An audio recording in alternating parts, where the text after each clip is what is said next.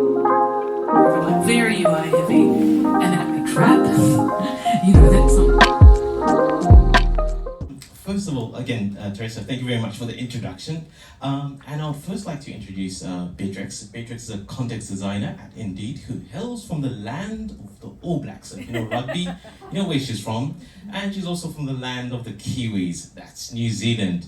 At Indeed, she looks after a team of content designers. Her team works on creating content-rich experiences to help people find the right company to work at. Outside of work, Beatrix loves to explore food, sake, and new travel experiences across Japan.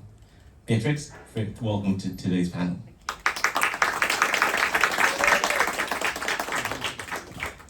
And to the right of Beatrix is, you might remember this face, this is James. James, welcome back. James has been in marketing for over 15 years, working with government, charities, in PR, and with some of the biggest tech brands in the world. And like many of us, he started his inspiring journey, well, halfway of his journey, almost a restart, should I say, actually as a JT, teaching English in Japan. And I think that's something a lot of us can echo with. 8 years later, he's now head of marketing and communication at Echo Instruments, a traditionally privately owned Japanese manufacturer with global ambitions. James, welcome to today's panel.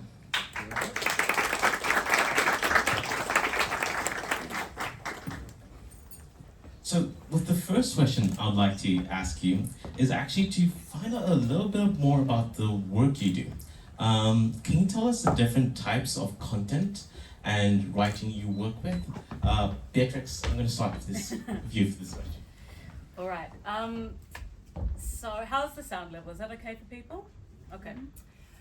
Content design, I guess, is a relatively new term for Japan, and is a relatively emerging part of the broader UX field, but actually has really deep roots in things like information architecture and taxonomy. And there are other job titles floating around, like we've talked about UX writing, that do also feed into this discipline. So we are a subset of UX design. My team is composed of content designers who primarily design with information. I do hesitate to call us writers. Some content designers spend a lot of their time writing. My team does very little actual writing because we work with structured data. So we do build experiences, but really a lot of our work is about understanding what information users need to solve their particular problem and how best to structure an experience to help them achieve their goals and how to measure it to know if they've got there. So that sounds all very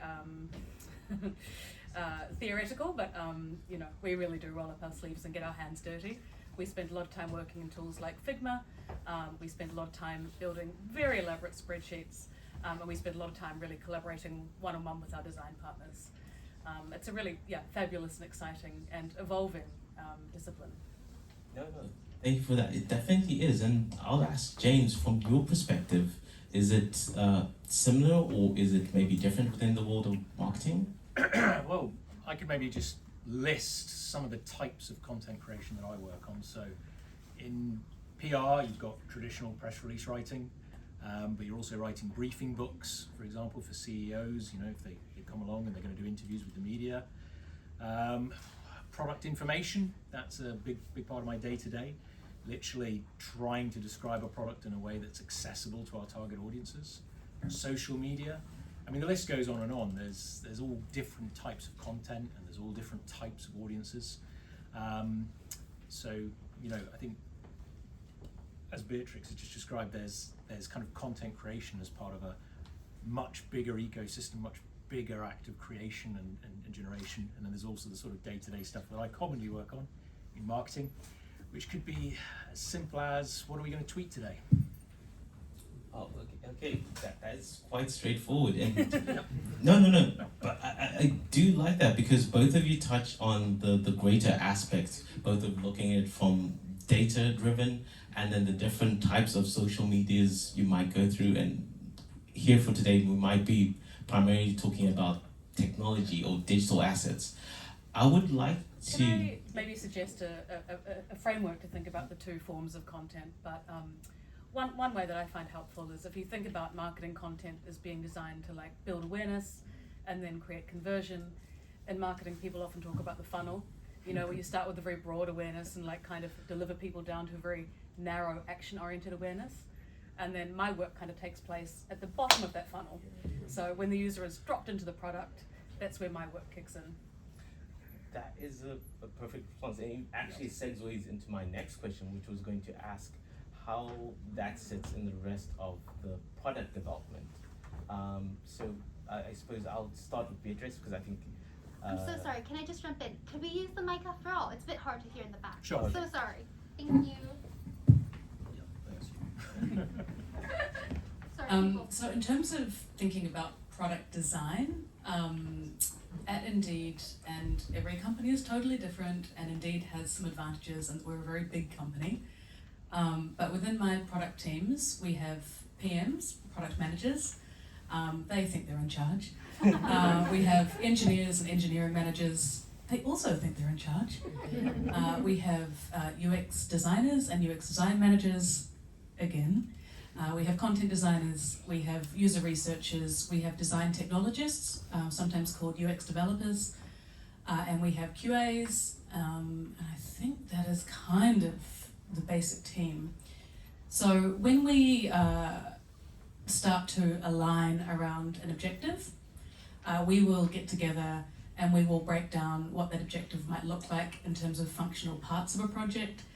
Then we will, as a UX team, talk about our bandwidth, our resources, who's best placed to lead on which parts of which project. So we might have something that is very informationally driven, like a restructure, or something that really requires like a deep audit, or thinking about how we're going to use a formal structure like a taxonomy.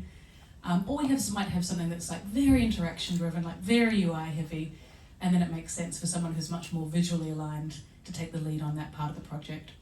So we kind of divide up all of our tasks, and then we will do the hard work of actually designing, again, making sure that everyone is happy along the way, from the PMs to the QAs to the lawyers. We will also work with our user researchers really heavily, both at the kickoff to get the necessary insights, but also to do more evaluative testing and make sure that what we're designing is actually meeting the user needs. And as a content designer, I'll often perform some really specific tests, like comprehension tests. Are the words that I'm using the words that users are expecting? Do people understand what I'm saying? And as a New Zealander, and yes, a huge rugby fan, it is World Cup here, I'm so happy. But as a New Zealander, I work in the American market, and it is a struggle because, love you all, you use words in a very different way. So I'm really, really careful to do a lot of testing in that kind of regard. In a perfect world, the product design process is always perfectly followed and perfectly collaborative. Obviously, there are a lot of real world stresses and things that kind of can throw you off guard, and deadlines can change and priorities can shift. But really, within the team, we don't have a lot of differentiation between the different flavors of designer. We really do try to have people step in and take the point on projects based on what the project and ultimately what our users need.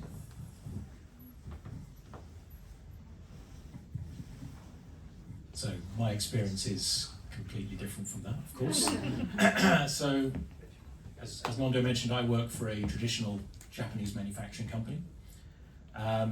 So again, everybody thinks they're in charge, and that's because, in a sense, with the consensus-based decision-making here, everyone sort of is, which can be incredibly frustrating and slow everything down. I remember we once had a new product in development. The name was agreed and signed off, and then somebody, I think it was something called like the MS95S, and then one person said, well, if you handwrite it, the 5 and the S, they look the same. And I was like, well, who's handwriting it? And what? And it took, It took 6 weeks for that to be resolved, and we didn't change the name. So, but coming back to the funnel, actually, just another small story there. I've had to kind of teach people about that in my current company. It's a bit of a pain to try and, linking it to sort of web development and social media marketing and so on, and kind of trying to draw people in. In our case, we make physical products, so they're scientific instruments. The sales process on that can sometimes take years, in fact, because we're dealing with people working in academic institutions, companies, metrology. So it's a very, very long process. And there hadn't been any real sort of technical, concerted effort into thinking about, well, what is that process? How do we draw people through, support them at each step?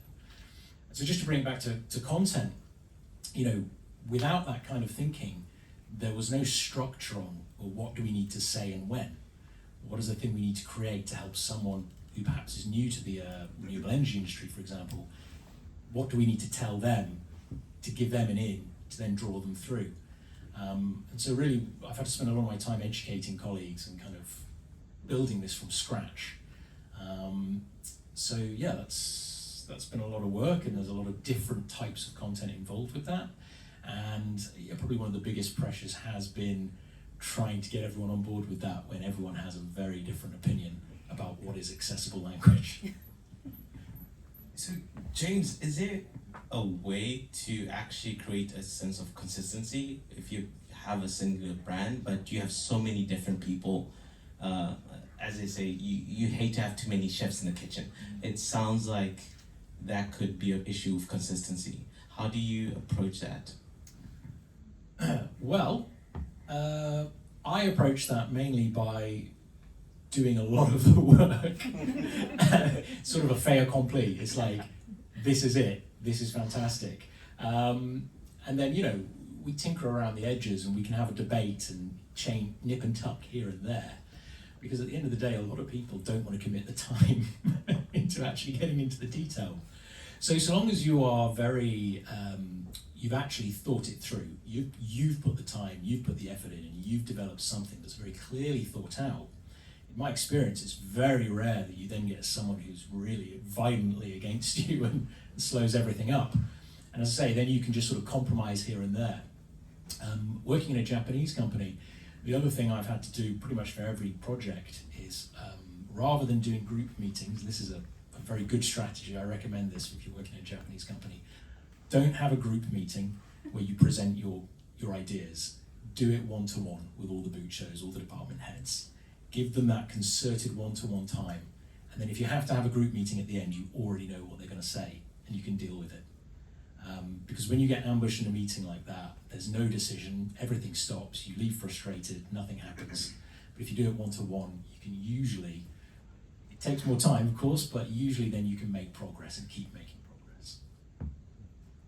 Thank you. And I'm going to ask Beatrice kind of the same question, except I'm going to change it up because on your case, it's crossing spaces. Or what I mean by spaces, you mentioned you're working in the US market. So in line with your work in more content design, do you have a template to bring about this consistency? Or it's, I'd like to say education. Yeah, sure. So one of the things that we really rely on are building patterns. Over the last few years, a lot of companies have invested really, really heavily in design systems and thinking about, ways that they can develop playbooks to create a lot of visual consistency. And unfortunately, not every company has put similar effort into their content consistency and building out content patterns. But this is something that we're really particular about. There is no need to reimagine or rethink everything when you start a new piece of the product or of the experience. So having really clearly defined, tested and comprehensible patterns is a really big part of what we do.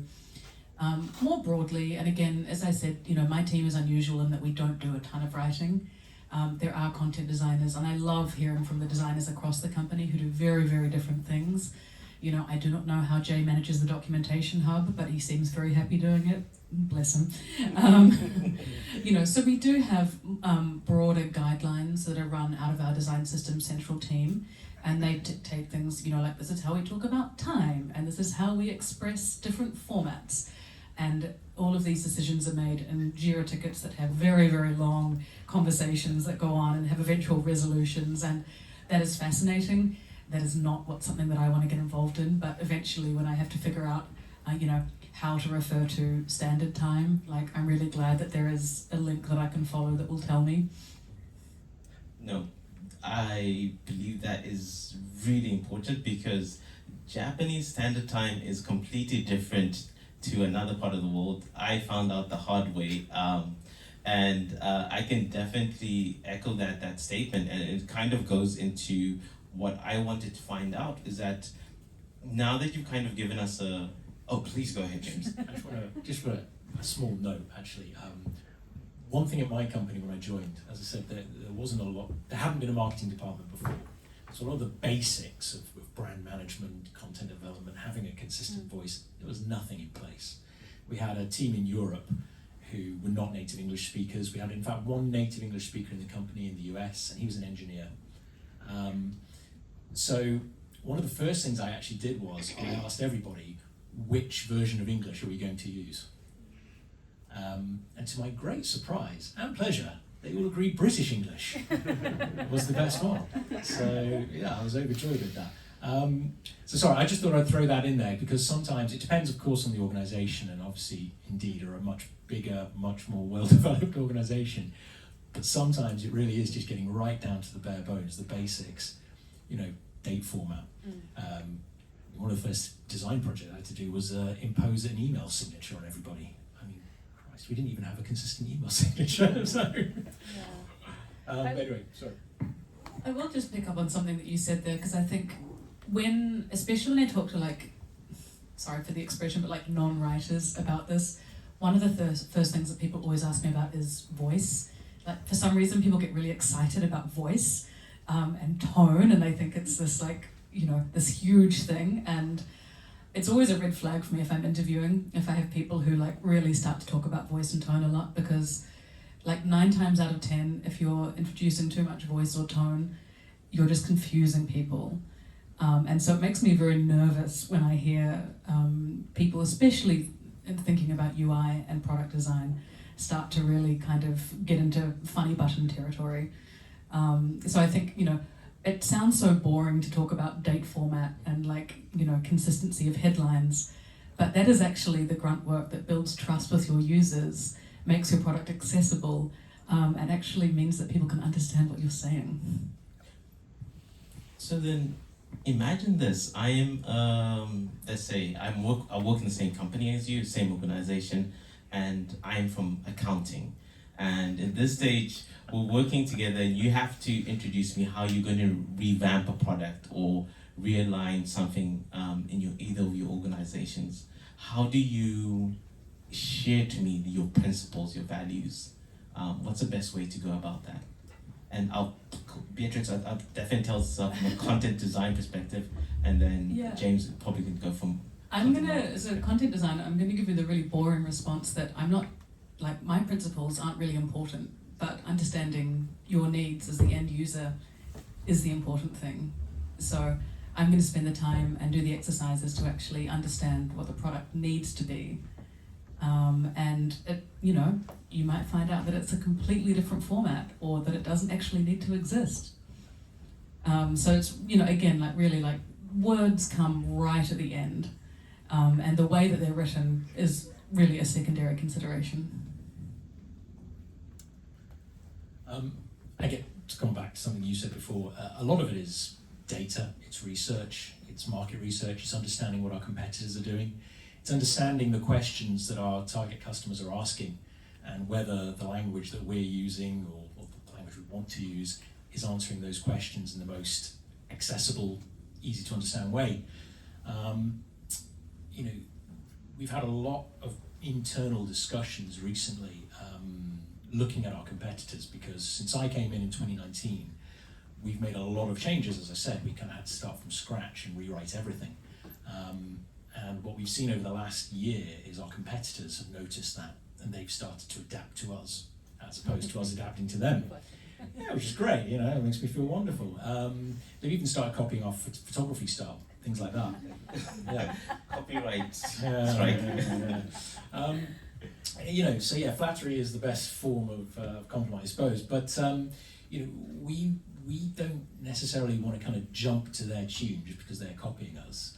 If our language is still the right language, if we make the right decision in the first place, as Beatrix was saying, we want to maintain that consistency because, as I said, our sales process can take months, years sometimes. So we don't want to be chopping and changing all the time. We want to build that trust, build that consistency. Just to give you a concrete example, our Class A parameter, one of our products, our leading products, it is industry leading, and that's the language we use around that. It's also class leading, and that's to do with the ISO kind of technical specifications. So I will not bore you all by getting into that, but you can argue about industry leading. Class leading is actually technically correct, but then it's interesting to see how each competitor kind of responds to that and reacts to that.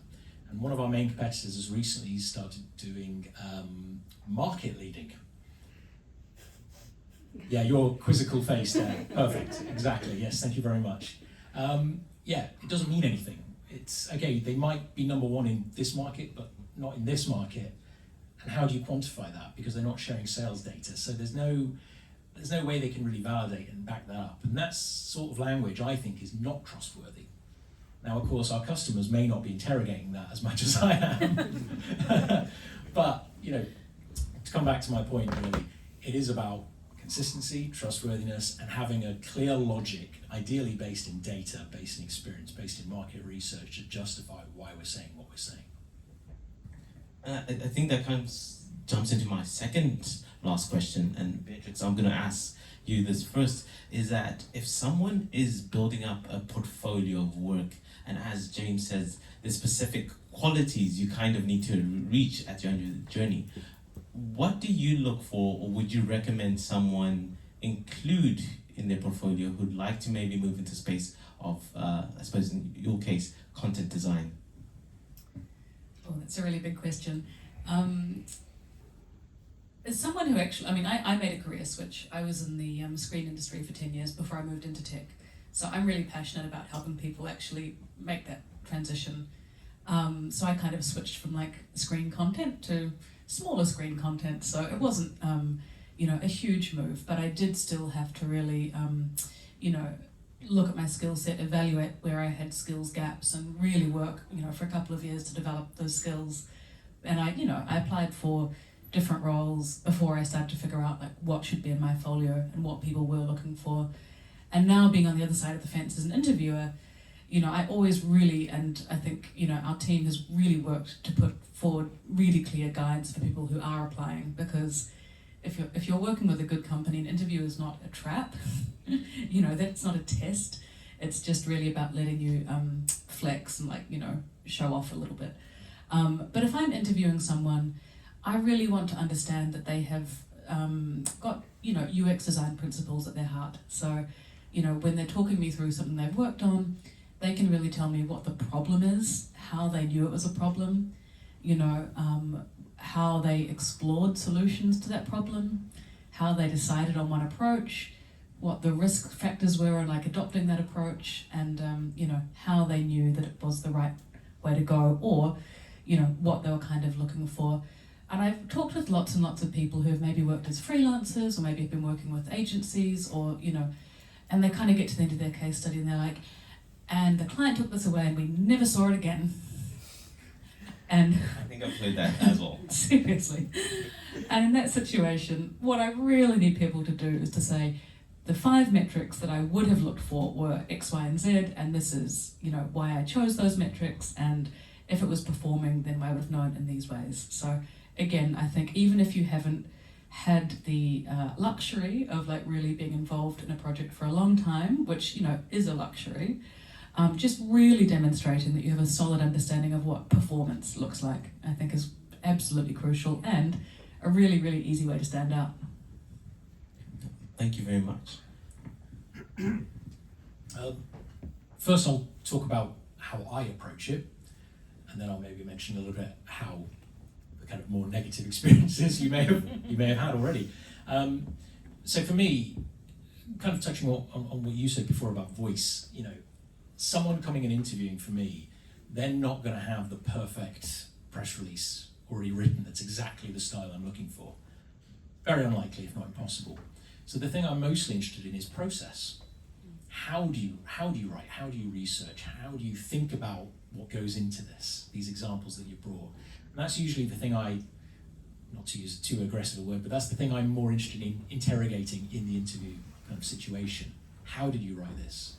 I mean, just to give one example, it's a bit of an unfair example, but I interviewed one person recently, and they brought in a press release that they'd written. And I was doing this, I was asking them, what was the genesis of this, the kind of process for it. And basically, in the end, they said, well, actually, my CEO wrote most of it because they didn't like all the drafts that I'd submitted. I was like, no, don't say that. So that was unfortunate. But yeah, I think what many of you may have experienced or will experience is people are looking for the perfect example. And that's really tough because it doesn't exist. So I think the best you can really do is choose examples that you have confidence in, that you're confident talking about. You can talk about the process, why you made the decisions you made, things that you can draw attention to. So I chose this word very specifically because, things that you're passionate talking about. So yeah, one of the things I'm most kind of satisfied with recently, on the LinkedIn company page for Echo Instruments, one of my colleagues is from Ukraine, and I managed to convince the president that we should promote this charity that he's been working with on our official channel. And so I got to kind of write, it's very short form, it's not huge, but I got to write a little bit about his story, why he supports this charity. And so for me, that's something I was passionate about, and if I were being interviewed tomorrow, that's an example I might refer to. It's not product information, it's not a press release, but it's something which is kind of human. There's a lot of thought that went into that. It's a real story, it's something you can connect with. I enjoyed writing it. No, I think both of what you've both said in short is kind of valid and touches to the point, is it goes beyond the process. It's a passion, it's the need and the understanding also, like what you want to get out of that content you put together, regardless of who it's for and when it was done in the process, And I think this also kind of funny enough jumps to a closing question where I think in a way, right now there's a big discussion around Chat GPT-3, which is an AI tool that allows people to do lots of different things. And one of them is actually content creation, where you would actually put in your simple parameters and poof, there is that story you were previously writing. But as you mentioned, the reason behind it might not be only surface deep. My last question then goes to, what do you think the role of AI will be in relation to both content design, content marketing, and do you see that as a positive or a negative? I'll start with Beatrix and we'll close off with James. I suspect that like every content designer is deeply sick of this question. It's interesting. I have been messing around with different AI tools for a long time. This one is obviously incredibly powerful, and from all accounts, what's around the corner is going to blow it out of the water. I have a sneaking suspicion that now that it costs, $42 a month, we're going to hear less about it. But yeah, let's see. I love it as a tool. I find it really useful. I find it great to create really great summaries.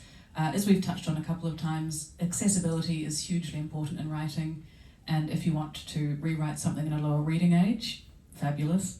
A lot of researchers are using the tool in different ways to, condense information. Like, there are just so many practical applications for the tool, but the fact is, can you ask it to write, the right button for your experience? I mean, maybe. I think it would take as much time as it would to use an existing pattern from the library. I find it very hard to understand how it might actually insert itself into UI, but obviously not impossible. What I will say in terms of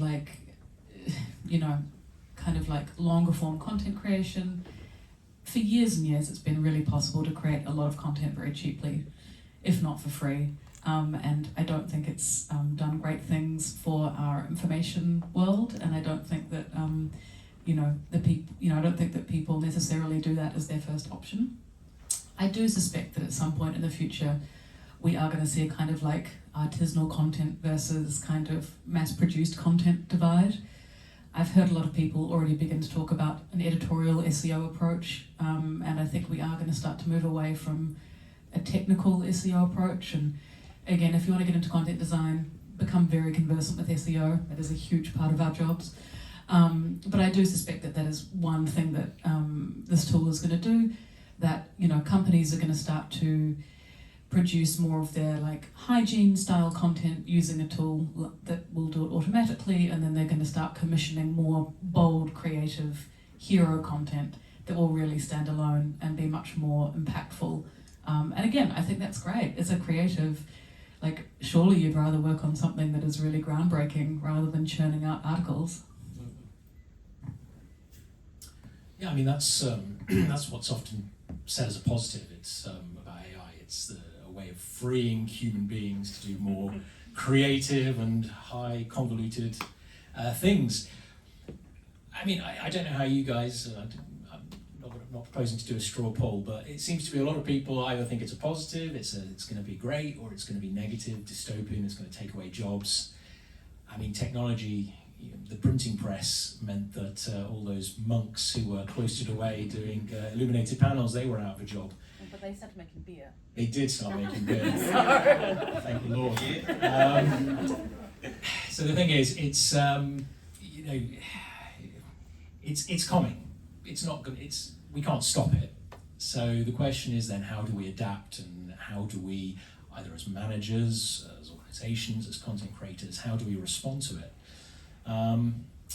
I've spoken so far this evening about having a passion, and as you mentioned as well, and being able to justify the things you write, talk about them in detail, almost telling the story behind the story.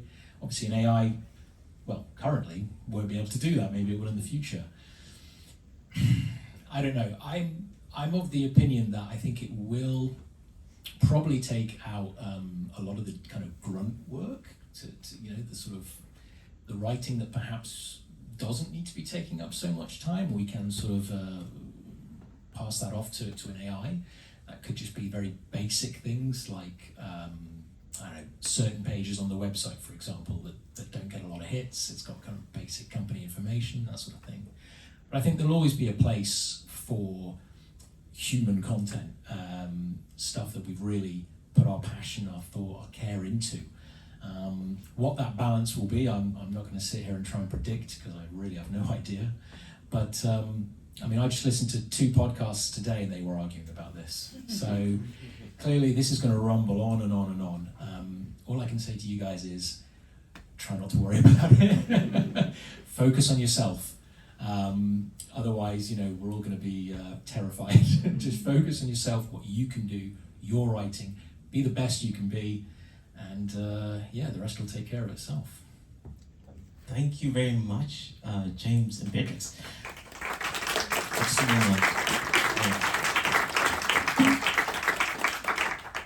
And on that note, it's that time of the session where we're going to do a bit of a question and answer round.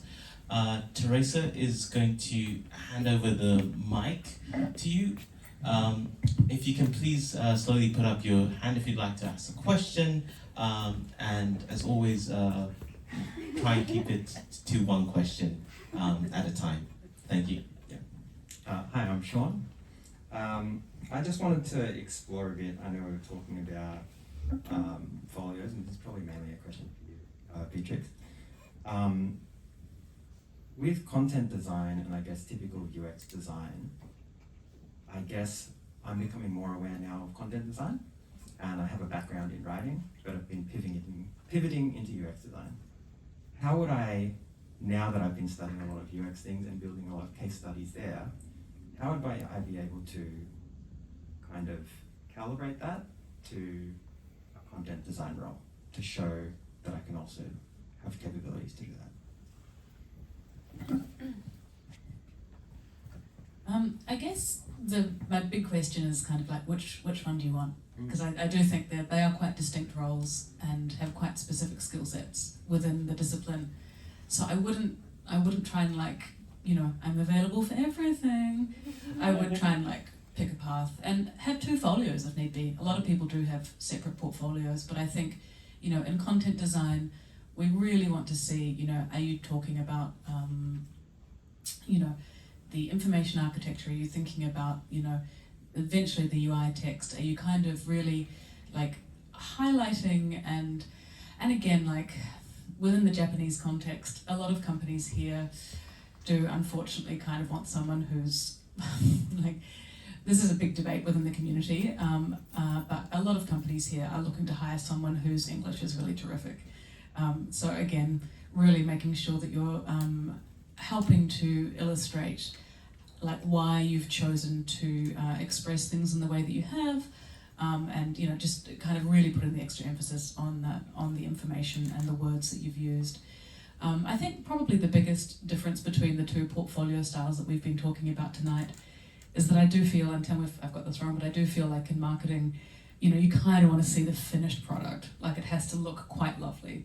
But I think with any UX portfolio, please show all of your working, you know, whether it is like sticky notes on a whiteboard, whether it is like your initial like layers in Figma, whatever it is, like we really want to see, you know, how you arrived at the solution. So don't be afraid to kind of say like, hey, you know, here is what I finally wound up with for this. But like when I worked backwards, you know, I thought about like all of these different ways of expressing this concept that I had to illustrate, and this is what I discarded, and this is what I went with, and actually in some ways this could have been a cool option. So really, like, don't be afraid to be like a little bit messy within reason, but again, just with content, that real emphasis on the information, why that information was the right information, and how you expressed it.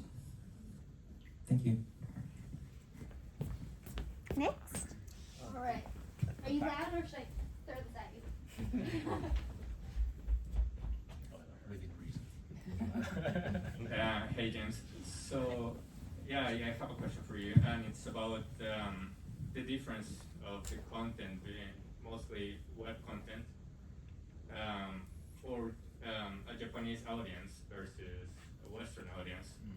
That as you might probably know, it's that in Japanese you have to explain a lot, and often not only the text, the quantity of text, but also how you display it in the space in a space.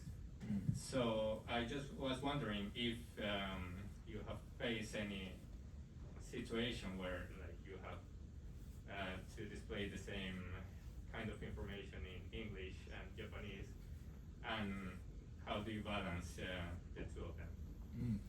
Yeah, it's an important question.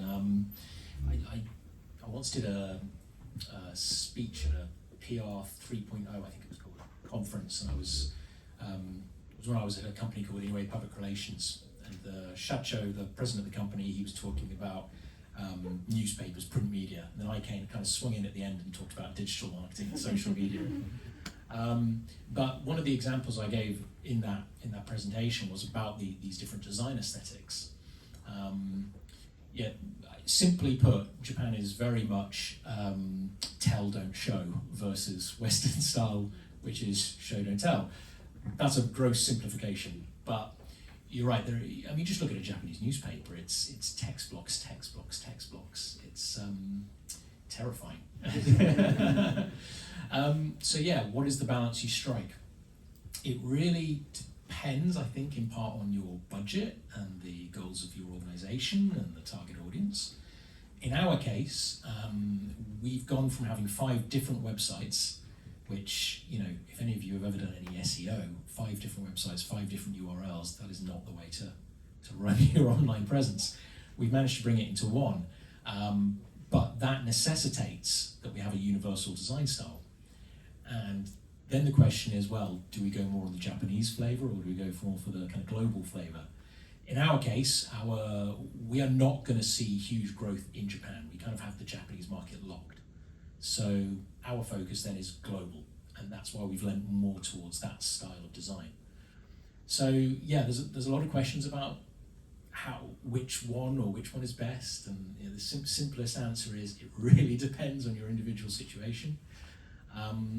But yeah, my case study that I often used to use certainly was Honda, so the automotive companies. You can really see the difference just on their homepages, the global version versus the Japanese version.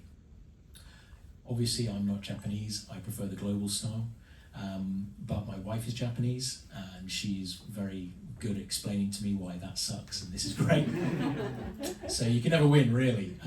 As I say, you just have to kind of think out logically which is the best option, which is the least worst option for your company.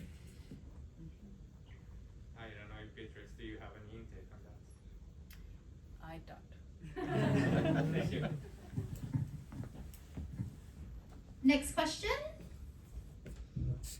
Don't be shy. You guys didn't do your homework. I literally told you guys great questions. Really? No question? Awesome. Thanks, Sebastian. Oh, I'm popping through. Sorry. There we go. Hello. So I assume that the attention span of your users is strongly differing depending on the media. For example, if I imagine Instagram and a newspaper or LinkedIn, my assumption is that the attention spans are going to be different. Are you specifically designing and writing for these cases? And could you differentiate between them? I think it's very hard to generalize about attention span. Mine can vary many times throughout the day. But one of the things that we do try to design for is information seeking mode. And I think if you think about how you yourself use digital media, if you have something in mind, you're going to go to Google, type in like a very direct query, or do the same thing on Instagram or any of the other platforms. The way that you're going to approach that query and the way that you're going to receive that information is very different to if you're just kind of like doom scrolling or, like browsing with no specific agenda. So certainly I think when we are thinking about information seeking mode, we might, if we're structuring a page, you might have like a quick kind of snapshot, like this is the most important thing that we want you to understand, and then have the ability for users who really want to dive deep into something to get into that expansion. But yeah, certainly I think it's interesting to understand why or when users might tap out of a particular product or experience. But yeah, very, very hard to predict attention spans. So thinking about modes of information seeking is a bit more useful as a framework. Thanks. Yeah, not too much to add to that. That's a really great answer. We certainly look at Google Analytics. We look at all the analytics available on each platform. Obviously, Google Analytics has just gone through a big update as well. So it's gone from Universal Analytics to GA4, which is much more focused on what people are doing as opposed to things like bounce rate, for example. So there's a lot we can learn from that. How much does that influence literally the content that we're writing? Probably not so much. I mean, if we're talking about CTA, so call to actions, for example, and we may, in an advert, for example, we may test different formats and see the response and then make a change based on that. So you can get quite granular in that way. But in sort of longer form content, probably not so much. I mean, the real question is, if I do have a longer form product page, for example, and I have, the main thing I want people to do on there is to add to basket, for example. UX is kind of more important there. Is that call to action clear? Are people clicking on that? If not, what else are they clicking on? Or are they clicking out? Trying to understand that journey. I guess to summarize, it's something we think about, we stress about, we sweat over, but day to day it doesn't have a huge impact, but at a sort of macro level, I think it does kind of filter and influence over time. Excellent. Any other questions? Hi, my name is Max. I'm South African. Right. To South African See you later this year, right? Yeah. Oh, except I feel I have to mention. Mine like Yeah. so going so well. I was born in Scotland, so You were born in I'm Scotland. Scottish rugby, so yeah. pretty bad rugby team. Yeah. Pretty bad. I guess my question has more to do with the economy and the global economy. How are you, there's a lot of talk on potential recession coming. How do you see that impacting the way that you guys market your products? I guess this is a more marketing related product. Are you guys seeing within your metrics some sort of impact with your consumers? And what is your outlook for 2023 basically on how you think the markets will perform and how you guys as marketers are responding to it?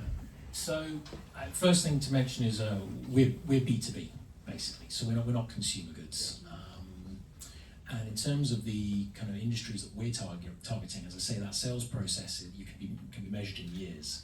So we're less susceptible to kind of these fluctuating situations. And particularly in terms of energy, obviously the situation with Ukraine, Russia, and in Europe may potentially, we're sort of starting to see that having a kind of being a net positive, which sounds awful to say, but countries are having to diversify their energy sources much more rapidly than they were originally planning. So in our case, the outlook is actually reasonably positive. The big problem we have actually is with supply chains, getting the parts we need for our products. So we kind of have a potential risk issue where the demand is continuing to increase, but our ability to feed that is diminishing. So, but yeah, that's us, specifically us in our industry. I think more broadly,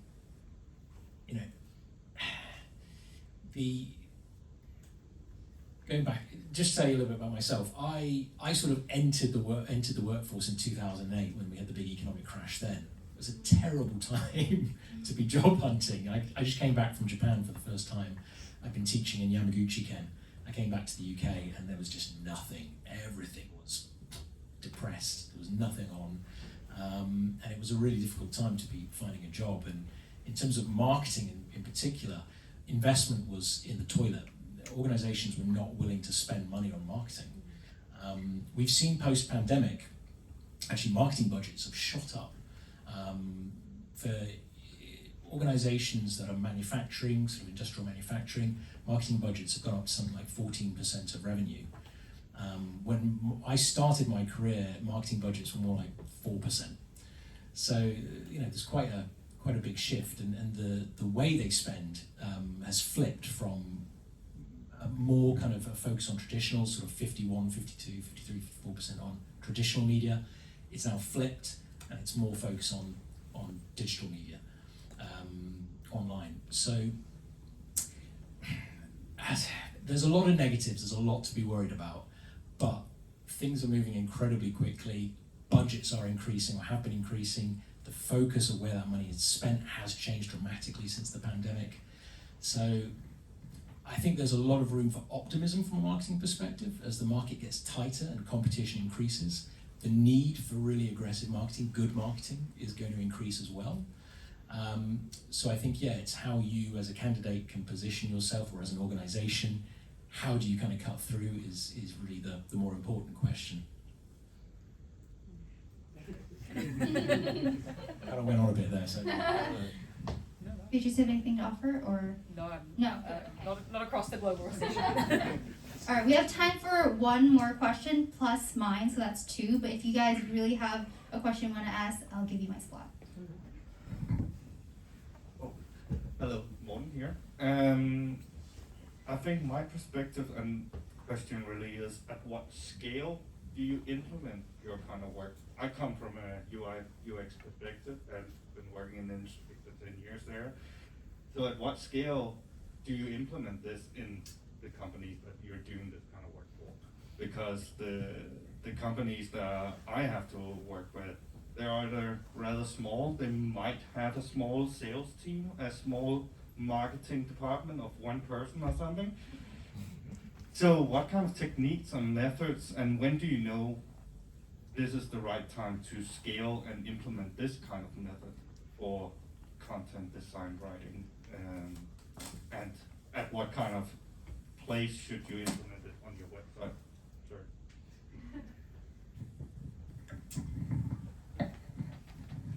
That is so, I think, dependent on when you, and again, you know, coming from a big company, it is a very different ball game. And when you are working with a small company, and again, you know, as we just touched on, you know, everything needs to show impact. And you know, when you're trying to persuade people to allocate budget, you do have to be able to show impact. So I do find that, you know, if you are a designer and you know you're doing like, and again, like UX writing is part of the designer's toolkit, you know, and being able to really clearly state information in the UI is something that a lot of designers are really great at. You know, I work with a ton of designers who are fantastic UX writers, and I love it because less UX writing. So again, like really, like if this is something that you are covering really well and you know it's meeting the information needs of the product and your users and there's no problem, then you know don't invest in content design as a separate role. But if this is something that is lacking in your product, or if you're actually finding that you need more, a lot of companies actually need more like informational structure, like they need to think about their taxonomy, they need to think about how the information architecture is built in the back end. You know, a big part of content strategy, which we haven't really touched on, but is getting into, you know, CMS and information management. And again, as we have a lot of companies moving to headless CMS and really thinking about building like a very connected content delivery system, that's where you get a lot of really technical need. And that is often where I see companies, especially smaller companies, try and cut corners, because setting up those dynamic systems is expensive, takes a lot of time, and is just really fiddly. You know, nobody wants to have to rename a whole ton of files. But I really think that, you know, often that is where people can be persuaded to actually make an investment.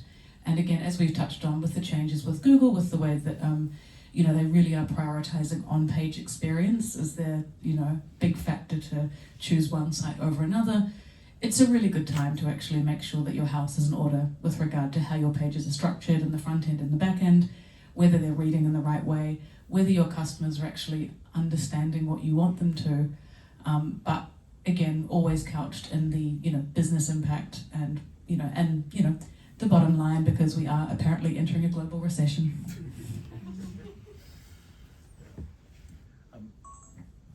Just to, very briefly, I think, just sort of touching on my previous answer to Max as well, I think any organisation which is operating globally, you know, SME kind of thing, they should be investing now. You know, things are going to get more competitive, things are going to get tougher. Companies that previously didn't used to think about design, didn't used to think about UX, are suddenly waking up to, we have to do this, we have no idea what it means. The challenge for you, the challenge for many of you, is going to be education. How do we educate the market? Just to give you a concrete example from my own career, when I first came back from Japan, back to the UK, as I say, 2008, terrible time, a friend of mine set up a film production company. So I went and did that for a few months to kind of help him get set up. And this was up in the north of England. And some people had started hearing about this thing called YouTube. What's this YouTube? So companies were kind of aware of this thing that was happening and that this might be useful for them, but they had no idea how to do it, what it would cost, etc., etc.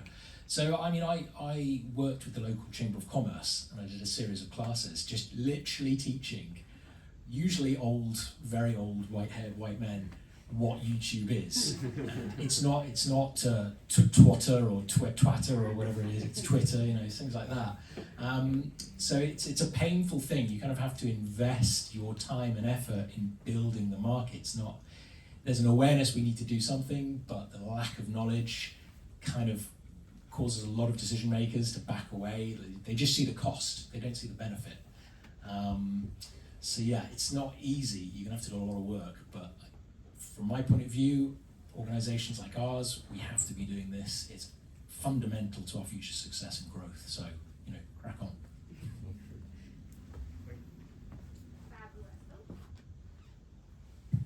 All right, so I'm gonna wrap up this Q&A with my final question, unless you guys really want to ask one.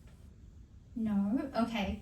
So my question is, I want to get granular and learn about one framework that you would do for a company that has a mess. What is the first thing you would do to find out what the problem is? Like, we really talked about problem to give an impact, but how do we find out what is that problem? What is that first framework you would do?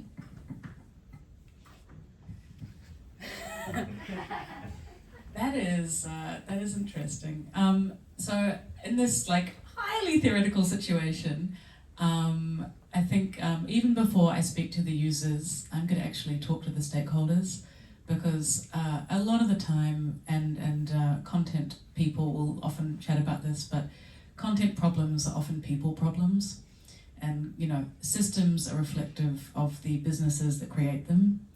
So often, when you can find a messy system or something that's not quite working, not quite connecting, it's really a matter of actually moving into facilitation mode and actually sitting down with every stakeholder and starting to unpack, what everybody's needs are, what do they need to be productive and fulfilled in their role, like what do they need to actually do their job, and what is not happening. And I think, again, like before you even get to the users, when you do have like a serious situation, whether it is to do with a digital property or, like a digital product, really understanding, what people need and helping them feel heard is a really important first step, so that in lieu of like proposing a framework, I would really just like go into full tilt facilitation and really start to unpack the people behind the messy system. Yeah, many of us in this room looking around are foreigners working in a foreign country, and then you may have had experiences in Japanese companies where you walk into the situation and you're just scratching your head like, why are you doing this? This is insane. This makes no sense at all. One of the big things in my career working in Japanese companies has just been the use of Excel. Every company is using Excel, and they have these data silos. Nothing communicates, nothing is shared, nothing works together. And you kind of walk in there and you want to scream and shout and say, sort this out. I can't do my job because this is not working properly. That's not the way to go. I think kind of what you're saying as well, it's about kind of being empathetic and trying to find a solution that's supportive. It's kind of making the case that I'm here to help you, and by helping you, I'm helping myself. So I guess there's not really a framework so much as an attitude that's really the most helpful thing. We can be outsiders in Japanese companies, and we can have a different perspective. And if we present that properly and kind of work internally within the system, we can affect quite positive, long-lasting change. But it has to be collaborative, supportive, empathetic, based on, you're not doing anything wrong, but this might help you. And that can be really tiring and stressful and take a lot more time than you maybe want to invest in that situation. But in the long run, that's how you can really affect lasting change. Yeah.